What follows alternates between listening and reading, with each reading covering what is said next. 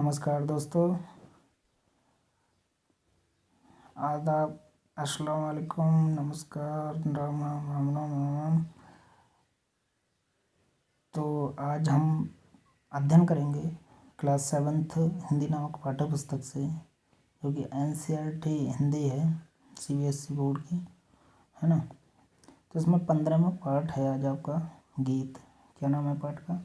गीत। तो इसमें जानेंगे सबसे पहले शब्दार्थों को। और इस पाठ के जो लेखक हैं केदारनाथ अग्रवाल। कौन है? केदारनाथ अग्रवाल।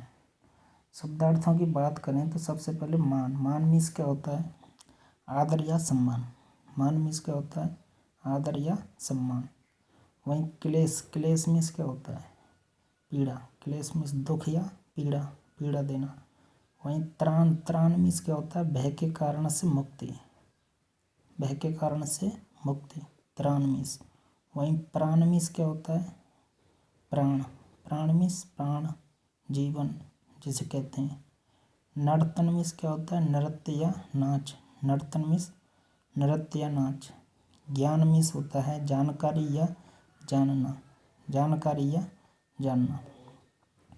आइए चलते हैं पाठ पे और समझते हैं कि इस पाठ में केदारनाथ अग्रवाल जी ने किसके बारे में बताया है। तो यह जो पाठ है गीत, इसमें कवि जो कहते हैं केदारनाथ अग्रवाल जी, कि वो कहते हैं कि इसी जन्म में, इसी जीवन में हमको तुमको मान मिलेगा और गीतों की खेती करने को पूरा हिंदुस्तान मिलेगा। क्या कहते हैं? कि इसी जन्म में, इसी जीवन में, इसी जन्म में, इस जीवन में हमको तुमको मान मिलेगा। मान मीन्स होता है सम्मान। क्या होता है? सम्मान। तो मान मीन्स सम्मान होता है कि सम्मान मिलेगा। कब? इसी जन्म में मिलेगा, इसी संसार में और इसी जीवन में मिलेगा। और हमको तुमको, किसको? हमको और तुमको, सभी को क्या मिलेगा? सम्मान मिलेगा। और गीतों की खेती करने को, अर्थात गीतों की खेती करने से आशय है कि जो हम किसान, एक व्यक्ति होता है, मान लो जब वह खेती करता है तो वह खेती कब कर पाता है? खेती कब कर पाता है? जब अच्छी बारिश हो, जब क्या है, उसकी जो फसल है अच्छी प्रकार से घर में आ जाए और उसका वह यूज कर सके, तब वह कहता है कि गीतों की खेती करने को। तब वह बहुत खुश होता है। जो किसान व्यक्ति के बारे में बताया है लेखक ने यहाँ पर, किसके बारे में? किसान के बारे में। तो तब उसको जब खेती करने को, गीतों की खेती करने को मिलेगी तो ऐसा लगेगा उसे जैसे पूरा हिंदुस्तान ही मिल गया हो। तब वह बहुत ज़्यादा खुश होता है। क्लेश जहाँ है फूल खिलेगा। क्लेश जहाँ है फूल खिलेगा और हमको तुमको त्राण मिलेगा। फूलों की खेती करने को पूरा हिंदुस्तान मिलेगा। आगे जो कवि है केदारनाथ अग्रवाल जी कहते हैं कि क्लेश मीन्स पीड़ा। पीड़ा अर्थात दुख जहाँ पर हैं वहाँ पर क्या है? फूल खिलेगा। जब अच्छी प्रकार से खेती होगी, अच्छी प्रकार से जो संसार है, जगत है, जो चलेगा, सभी खुशहाल होंगे, तब क्या है कि जहाँ पर पीड़ा है वहाँ पर क्या खिल जाएगा? फूल खिल जाएगा। अर्थात जीवन में खुशहाली खुशहाली होगी। सभी जो मनुष्य हैं, सभी जो किसान आदि भाई बहन हैं, ठीक है, तो सभी क्या हैं? खुश होंगे और हमको तुमको त्राण मिलेगा।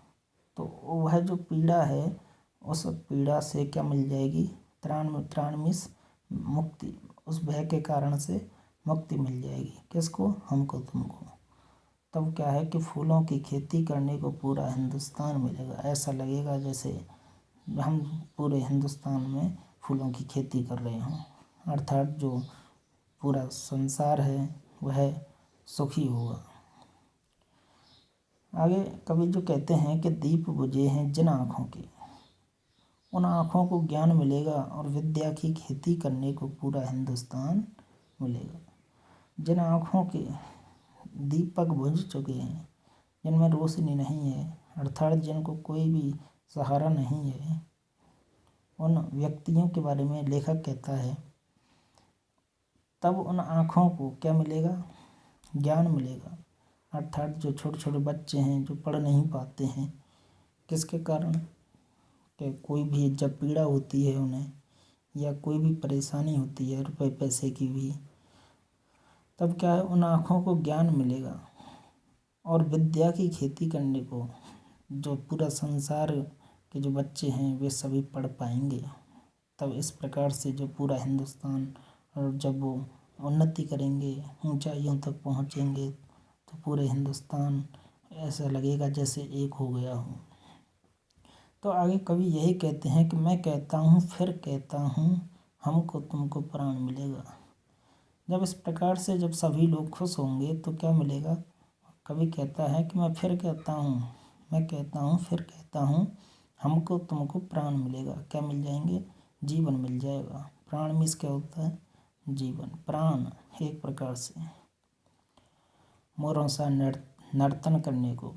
और तब जब हमको प्राण मिलेंगे, हमारे जो प्राण जो है, हमारा जो जीवन है अच्छी प्रकार से चल जाएगा। तो इस प्रकार से जैसे खुशी में जब मोर नाचते हैं ना, उसी प्रकार से जो पूरा हिंदुस्तान है एक मोरों की भांति नर्तन करने लगेगा, नृत्य करने लगेगा, अर्थात सभी खुश होंगे। तो इस पाठ में इतना ही कवि ने बताया है। आइए चलते हैं क्वेश्चन आंसर्स पे। सबसे पहला जो क्वेश्चन है कविता से का, कि कवि फूलों, गीतों और विद्या की खेती क्यों करना चाहता है? जो कवि केदारनाथ अग्रवाल जी हैं, तो वे फूलों, गीतों और विद्या की खेती इसलिए करना चाहते हैं क्योंकि वो संसार को दुखी नहीं देख सकते। और क्या है, वो संसार में, पूरे संसार में क्या है, खुशी लाना चाहते हैं। पूरे संसार को पूरे संसार में पूरे संसार को खुशहाल देखना चाहते हैं। ठीक। नेक्स्ट है, इसी जन्म में, इस जीवन में हमको तुमको मान मिलेगा। तो मान मिलने की बात कही गई है इसमें किसे? तो जो जो पीड़ा से मुक्त, पीड़ा जिन व्यक्तियों को होती है, या कह सकते हैं जो दुखी हैं, ऐसे मनुष्यों की बात यहाँ पे लेखक ने कही है कि हमको तुमको क्या मिलेगा? सम्मान मिलेगा। गरीब व्यक्ति। नेक्स्ट क्वेश्चन है, कविता की कुछ पंक्तियाँ छांट कर लिखो जिनसे पता लगता है कि कवि को इस बात पर पूरा भरोसा है कि एक दिन सबको मान मिलेगा। तो यही पंक्तियाँ हैं, ठीक है, कि इसी जन्म में, इस जीवन में हमको तुमको मान मिलेगा। तो इसकी जो ऊपर वाली दो पंक्तियाँ और हैं वे भी क्या हो जाएंगी? इसमें ऐड हो जाएंगी। नेक्स्ट है, कविता में कवि बार बार मान मिलने की बात करता है। मान मिलने से हमारे तुम्हारे जीवन में क्या बदलाव आएगा? जब मान लो व्यक्ति को सम्मान मिलने लगेगा, आदर सत्कार होगा व्यक्ति की, तो उसकी इज्जत बढ़ेगी। इज्जत बढ़ेगी तो वह कहीं भी आ जा सकता है, तो कहीं भी आएगा जाएगा तो उसको सम्मान होगा, और वो क्या है, अपने जीवन की कठिनाइयों को उनसे सुलझा सकेगा और उन्नति कर सकेगा। नेक्स्ट है, नीचे कविता में कुछ पंक्तियाँ दी गई हैं, बताओ इन पंक्तियों का क्या अर्थ हो सकता है? कि दीप बुझे हैं जिन आँखों के, तो ऐसी आँखें जिनके दीप बुझ चुके हैं, अर्थात जिनको पढ़ने का कोई सहारा नहीं है, उन आँखों को अगर ज्ञान मिल जाएगा तो उनकी आँखों की ज्योति जो है एक प्रकार से कह सकते हैं वापस आ जाएगी, अर्थात वो पढ़ेंगे, लिखेंगे और आगे बढ़ पाएंगे। नेक्स्ट है, क्लेश जहाँ है फूल खिलेगा। अर्थात पीड़ा, यहाँ पर पीड़ा है, दुख है, वहाँ पर फूल खिलेगा से आशय है कि जहाँ पर व्यक्ति के सामने अनेक कठिनाइयाँ हैं, जब जीवन खुशहाल होगा, जीवन समृद्ध होगा, आगे बढ़ेगा जीवन व्यक्ति का, तो जहाँ पर पीड़ा है तो वहाँ पर क्या है, वहाँ पर सुख ही सुख होगा। दुख है तो वहाँ पर क्या होगा? सुख होगा। नेक्स्ट है, हमको तुमको प्राण मिलेगा। प्राण, जीवन कब मिल जाएंगे? जब हम सब समृद्ध होंगे, खुश होंगे, सुखी होंगे तब। नेक्स्ट है मान सम्मान की बात करते हैं कि तुम्हें अपने आसपास यदि लगे कि किसी को सचमुच में आज भी मान सम्मान नहीं मिला है और उसको तुम मान सम्मान दिलाना चाहते हो तो उनके नामों की सूची बनाइए। इस प्रकार के व्यक्तियों को आप ढूंढ सकते हैं जिनकी कोई इज्जत नहीं की जा सकती, गरीब व्यक्ति खास करके होते हैं, उनकी सूची बनानी, ठीक है, उनके नाम लिख सकते हैं। अपनी सूची में से किसी एक के बारे में बताओ। जब आप सूची बना लें तो एक व्यक्ति की डिटेल बना सकते हैं, डिटेल में उसके बारे में लिख सकते हैं कि बताओ उसे मान सम्मान कैसे मिल सकता है, तो उसको इज्जत जो है कैसे मिल सकती है समाज में, उसके बारे में बताना है। नेक्स्ट क्वेश्चन है रिक्त स्थान पूरे करो। जैसे वह मोर सा नाचता है, मोर सा नाचता है, तो अब नेक्स्ट इसने कहा है कि लक्की खाली जगह की तरह गरजता है। कह सकते हैं कि वह बादल की तरह गरजता है, या से इस बादल की तरह गरजते कौन है, बादल, तो वह बादल की तरह गरजता है। नेक्स्ट है सलमा खाली जगह की तरह दौड़ती है। सलमा कह सकते हैं वह ज़्यादा जोर से दौड़ती होगी, तो कह सकते हैं वह घोड़े की तरह दौड़ती है। सबसे तेज कौन दौड़ता है, घोड़ा। वहीं मेघाश्री की आवाज़ खाली जगह की तरह मीठी है, तो कोयल की तरह मीठी आवाज़ किसकी होती है, कोयल की, तो कोयल की इसी तरह, है ना। मनीष के कान खाली जगह की तरह तेज हैं, तो कान किसके तेज होते हैं, कान, कुत्ते के कान जो होते हैं अब उसके पास भी जाएंगे तो तुरंत वह जाग जाता है, तो कह सकते हैं कि मनीष के कान कुत्ते की तरह तेज हैं। तो इन शब्दों की रचना देखो, जैसे अनुमान शब्द है और वहीं एक अपमान शब्द है। देखो यहाँ से आपको पेपर में क्वेश्चन बनेंगे, तो अनुमान और अपमान दो शब्द दिए हैं, तो ये शब्द मान शब्द में कौन सा शब्द है, मान शब्द है।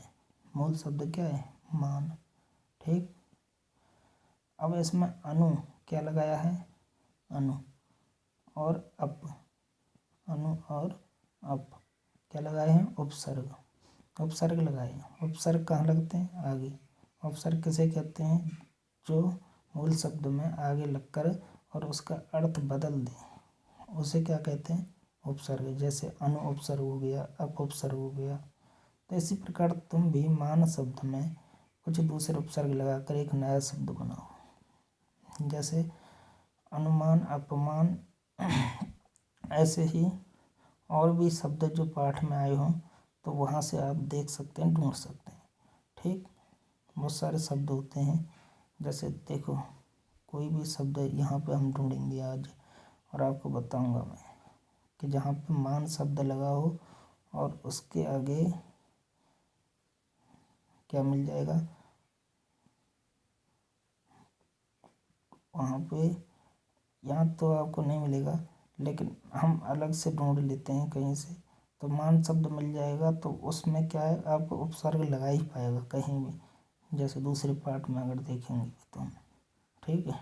नेक्स्ट पार्ट में आपको मैं और बहुत सारे ढूंढ के बताऊंगा, ठीक। ओके, धन्यवाद।